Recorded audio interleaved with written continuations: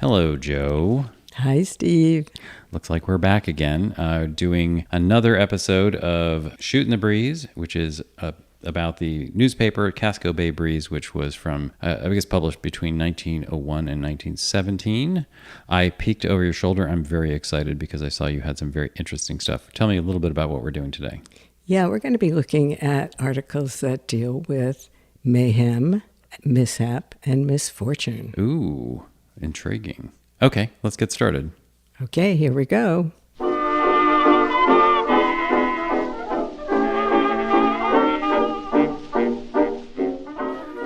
Okay, because this episode is going to be filled with mayhem and misfortune, it's probably a good idea if we start with something a little lighter. So this first editorial will be brought to you by the Johnson East India Malaria Company. Okay, it starts with Victims of Malaria. We want to ask, have you ever tried the favorite Rhode Island remedy for malaria?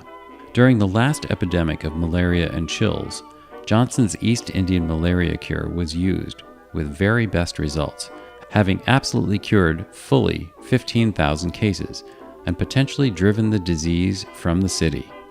This prescription consists of liquid and a powder, is entirely free from quinine or any other poisonous drug.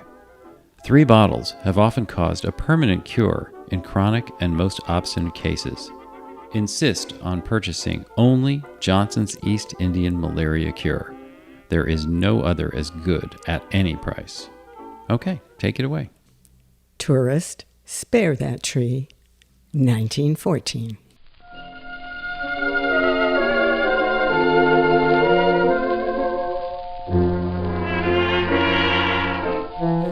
For many years, poets have sung, and the less gifted of us have loudly spoken the praises of the Maine woods. Artists have sat by the hour, heedless of the bloodthirsty mosquito and the buzzing fly, in order to put down on canvas the beauty of some woodland glade. Few of us but realize that the trees are one of the main things that make this, our summer home, so dear to us. And yet, every year there are some visitors to these parts who have so little appreciation of the wonders of nature or the rights of other people that they deliberately peel off great slices of birch bark and hack down the most splendid of the evergreen branches. Sometimes the owners of property here have even been forced to put up signs requesting passers-by to restrain from injuring their trees. Surely something that should not have to be asked of anyone. And in spite of this, the violation of these greatest of natural beauties goes on, apparently undiminished. Just the other day, while walking through one of the prettiest of the woods roads, a private one, by the way, we noticed where several of the trees along the side of the path had been hacked and despoiled. Only a short distance away, a sign asked those who use the road not to harm the trees in any way. It seems incredible that anyone should have, in the first place, so little courtesy for others, and in the second place, so little feeling for the beauty of the landscape as to commit such a deed. One of the greatest boasts of the residents of Casco Bay has been the wonderful natural scenery with which its islands have been endowed. We pray you, do not mar it. That's pretty deep. You know, tree abuse is probably the least of anyone's problems in this particular episode. So let's move on to the next thing.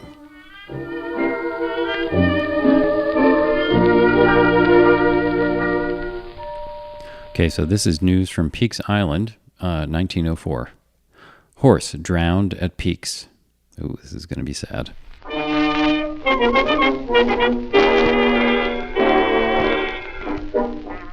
There was a bad accident on Evergreen Landing, Peaks Island, Saturday morning, in which a horse and jigger owned by Captain William S. Trefethen went overboard and the horse drowned. The team was on the wharf, it having just been driven down to the pier to take on a load of freight, and the animal, which was in charge of driver McCready, was left standing for a few minutes alone. Suddenly, it started at something, and in a moment it had pitched itself and the jigger off the end of the wharf into the water. There was great excitement at once, and soon a large crowd had assembled. Every effort was made to rescue the animal, but in some way, in going overboard, it got its head caught under the landing and soon drowned. The jigger, luckily, had nothing on it, or else some other serious loss might have resulted. The cart was saved. Too bad for the horse. All right, it didn't say that. I put that on there. Okay, how about a happy ad now? We need an ad to go after that one. Okay. This ad was 1904 also. Happy thoughts, no doubt, you will take back with you from your summer outing. Why not take back some souvenir that will recall to your minds the happy days spent on the coast of Maine? Unless, of course, you were on the pier the day the horse drowned, but that's another story. That's an awful thing to say. Sorry, go ahead. Mishap, mayhem, and misfortune. Whose idea was that? I think it was yours. Okay. All right, well, anyway, go ahead. Continue. All right. We have a large selection of dishes, pine trass, plates, including the different points of interest, the old Longfellow House, and many others. The Oriental department is also full of attractions. Orrin Hooper and Sons, Portland, Maine. Okay, let's do something that's just kind of a near tragedy instead. No one dies in this one. Okay. From 1904, the title is Slight Shock.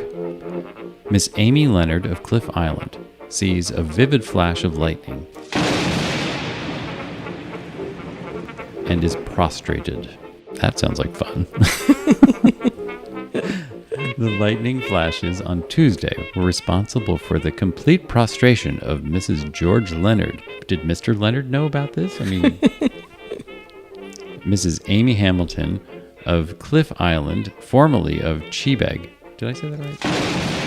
Chebeg. Damn. An unusually vivid bolt, which apparently struck near Mrs. James McVane's home, where Mrs. Leonard was visiting, gave her such a shock that she was overcome. Dr. Hale was called from the last boat as he was returning from his office at Chebeg. Chebeg. How do you say it? Chebeg, thank you. And attended her. Oh, lucky Mrs. Leonard. At least she didn't die. Right.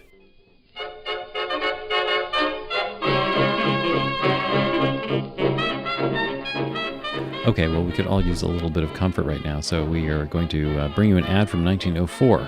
Allen's Foot Ease for hot, tired, swollen feet. And it says here, shake into your shoes. Allen's Foot Ease, a powder. It cures painful, smarting, nervous feet and ingrown nails and instantly takes the sting out of corns and bunions. Wow, this stuff sounds like it cures everything. It's the greatest comfort discovery of the age. Well, there you go. That explains it. Makes tight or new shoes easy. A certain cure for sweating... A certain cure for sweating, calluses, and hot, tired, aching feet. 30,000 testimonials. I just wonder what those testimonials actually say. But 30,000 of them, so that's okay. They probably all said, phew. Yeah, let's hope so. Try it today. I like the way they wrote that as 2-day. Try it today. Sold by all druggists and shoe stores, 25 cents. Don't accept substitutes. A trial package is free. The address is Leroy, New York, USA. Okay, what's our next article? The next article is about another misfortune.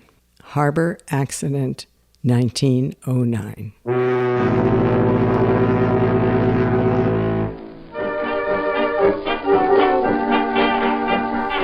Motorboat struck by the ferryboat Swampscott near Peaks Island slip. The 9 men in the boat all rescued, one somewhat seriously injured. Last Saturday evening, the motorboat Catherine G., owned by William H. Dugan and containing 9 men, while cruising off Peaks Island, was struck squarely by the Swampscott, a short way from the Peaks Island slip. 3 of the men on board were thrown in the water, and Daniel Bogan, an employee of the International Paper Company, was struck on the head by one of the paddle wheels, receiving injuries which necessitated his removal to the Eye and Ear Infirmary. Wait a minute. He was struck on the head by the paddle wheel of the boat? Yes. That doesn't sound good. Okay, sorry, go ahead. The other 6 men jumped safely to the rail of the ferry boat.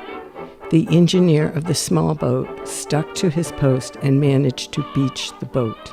The ferry boat, on coming out from the slip, whistled, and seeing there was danger, the captain reversed his engines when about 20 feet away. The heavy and unwielding ferry boat could not be checked in such a distance and struck the Catherine G. a heavy blow. Okay, so that last victim was sent to the Ear and Eye Institute? Is that what I heard? Yes. Well, then that seems very appropriate to read this ad, which is, "He sees best who sees the consequences. Do you realize the serious consequences of eye strain?" I bet that guy who got hit by the paddle wheel does. "Priceless beyond all possessions is your eyesight, deserving your deepest consideration. Don't trifle with your eyes. It will cost you nothing to see us. No cheap trash or guesswork. No fake cut prices. Come and see the recognized, well-known Portland Eye Institute. Jay Jocks is the principal, 510 Congress Street, Northeast, with the phone number of 1384-12.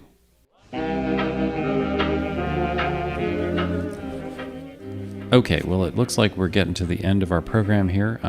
Normally at this point we would give you a classic recipe of probably something that was submitted by one of the readers themselves, but because this has been such a traumatic episode filled with terrible mayhem and what have you, we've decided to do a public service announcement instead that we found in the Casco Bay Breeze. So go ahead and give us the public service announcement. This is the first Casco Bay Breeze public service announcement. Brown tail moth rash spreading. Many requests for a cure. How to obtain relief. Wait a minute, I want to know that now. I want to know. I don't want the rash. The brown tail moth rash continues to spread, and every day there are many requests for information as to the proper treatment for this itching and painful affliction, which in many cases deprives the victim of sleep and is almost intolerable during this hot weather. Instant relief always follows a bath with Cuticura soap and gentle application of Cuticura ointment, the great skin cure to soothe and heal. Ah, it sounds like an ad for soap, really. And ointment. And yes. ointment. Okay. Yes. It's the same in all kinds of summer rashes, hives, prickly heat, chafing, and itching. For all of these, Cuticura soap and Cuticura ointment are all of priceless value and should always be kept on hand for just such emergencies. They are not only the most effective to purify and beautify the skin, but the purest and sweetest of emollients.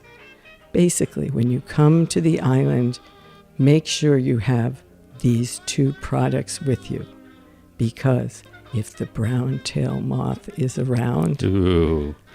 You need these. Oh, I'm never coming to the islands ever again.